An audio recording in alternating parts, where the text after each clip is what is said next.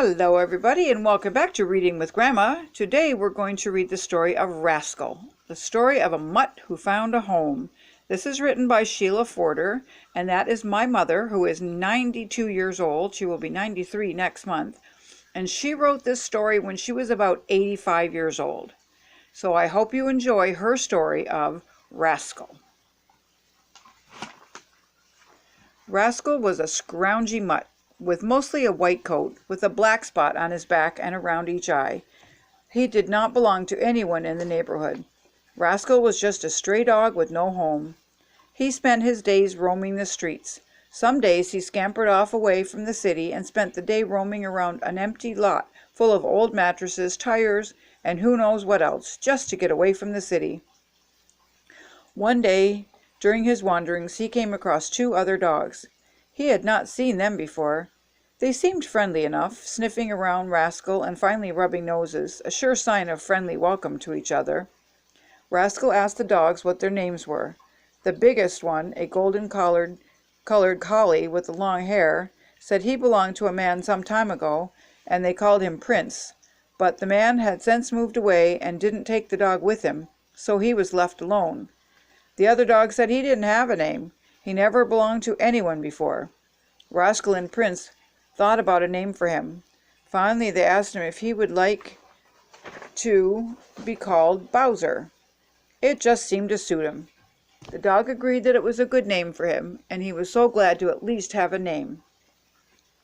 Soon all three dogs were trotting through the neighborhood, sometimes going off to a wooded area just outside the city. There they had a lot of fun, chasing squirrels and small rabbits. They had never been that far away from the city before, always spending their days in the city streets, maybe finding small scraps of food here and there. Sometimes the butcher gave the dogs scraps too. By the end of the day they were tired and wandered back into the city. They strolled down to a nearby alley and curled up among the garbage cans and fell sound asleep. They had not even thought of finding anything to eat. They were all too tired to think of food, or anything else for that matter. What a trio these three dogs made, tramping through the streets together, trying to keep out of the way of small children who lived in the neighborhood. They really tried to be careful, because you never knew when a small child would come along and yank their fur. They also had to avoid the dog catcher. There was a truck that drove through the streets almost every day looking for stray dogs. If the men happened to spot any, they were quick to stop and scoop them, putting them in the truck, carting them off to the pound. That was no life for dogs who wanted to be free and roam about wherever they felt like it. They had all heard some pretty bad stories about the pond, how dogs were put in fenced-in areas and not allowed to run free. That really scared them, so they were always on the lookout for the large white truck. None of them wanted to be caught, especially by the dog catchers. Who knows what would happen to them if they were caught? The three dogs made their way down the city streets, staying together. And they had a lot of adventures, too. There was never a dull moment with these three dogs who had become close friends, always looking out for each other. They're really becoming true friends, keeping watch for any dangers they might come across. They soon settled down into a happy trio, roaming free, but always looking out for any danger that might come their way. Once in a while they would go into the city, and the first thing they would do was head for the butcher shop, hoping the owner would throw them a few scraps when he carved up a roast or some chops. And that would be the biggest treat for the day. If they didn't have any luck getting treats from the butcher, they hoped they would find some scraps that someone had thrown out. But they couldn't always count on someone throwing out scraps they could eat, so they always were on the lookout for food of some kind. Sometimes in looking for food, they came across garbage cans in the neighborhood. If they were lucky, they might find something to eat, but the only way they could get into the garbage can was by pawing at it until they knocked it over. And there was not always something tasty to eat, even when they could get into the can. Quite often they were only potato peels and orange rinds, rotten food and tin cans.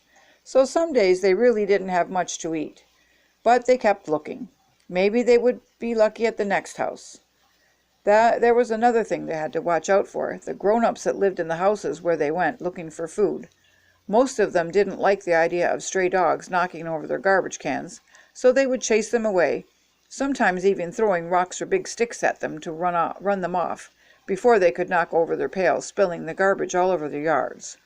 The dogs tried to be careful, and they watched out for one another too, trying to keep each other from getting hurt. The dogs romped through the city, through the woods and open fields. They were happy and free, close to one another and looking out for one another. The newest one of the trio, Bowser, was not always careful. He seemed to be kind of a daredevil, always taking chances when it came to staying out of the way of the dangers that come along. He seemed to invite trouble. He would run after cars, trucks, you name it, whatever he came across in his wanderings. The other two dogs were always warning him to be careful, but if you consider all the messes he got himself into, you might even have to say that Danger was his middle name. One day, he even got between two snarling dogs who were fighting over some scraps of food thrown out by one of the families living in the city, and came close to getting hurt or even losing an eye or something. He took so many chances, but always stayed just a little ways away from danger. After receiving a few nips from the other two dogs, he finally decided it wasn't worth it to try and get the scrap of food those dogs were fighting over, as he learned an important lesson when one of the other dogs talked to him and explained how he should act, to wait his turn when it came to sharing food, whatever food they happened to find that day.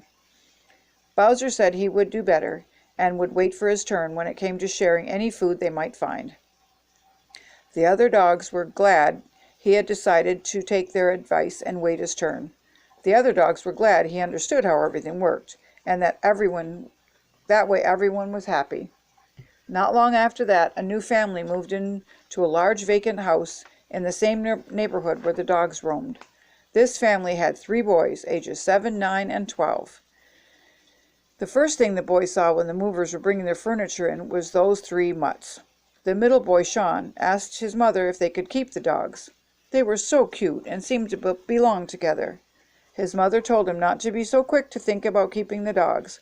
They didn't know anything about them and whether or not they belonged to someone, or even if they were tame enough to keep his family pets. Sometimes dogs running loose can be mean, so you have to be careful. Maybe they belong to someone. Just be careful, his mother said. As they passed by, Sean decided to try and see just how tame the dogs were. They seemed friendly enough, not snarling or anything. He called out, "Here, doggy, here, doggy." Soon the 3 dogs came closer. They seemed to be tame, so Sean moved closer and held out his hand. Rascal was the first to sniff at the boy's hand. It didn't seem like the boy would hurt him, so he licked Sean's hand. That was all Sean needed. He started patting Rascal, then the other dogs. Soon they were all scrambled together in one big heap. Before very long it was clear that the dogs were strays and they did not belong to anyone. So with the help of a friend who lived in the neighborhood, the family adopted all 3 dogs, 1 for each boy. Everyone was happy, except maybe the mother, who was wondering just how much work it would be to take care of and feed 3 more mouths. But soon it all worked out, and once in a while all the boys even helped to take the dogs, sometimes taking them for a walk on 3 long leashes. The dogs got along with all the family, and everyone lived happily together.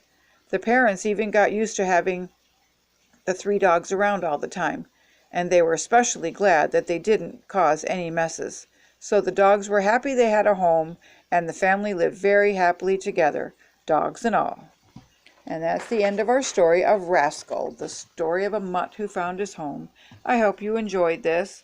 Please leave a like, subscribe if you haven't, ring the bell so you know when I'm reading to you again, and leave a comment on what you think. Stay safe, everybody. Have a good day. Bye-bye.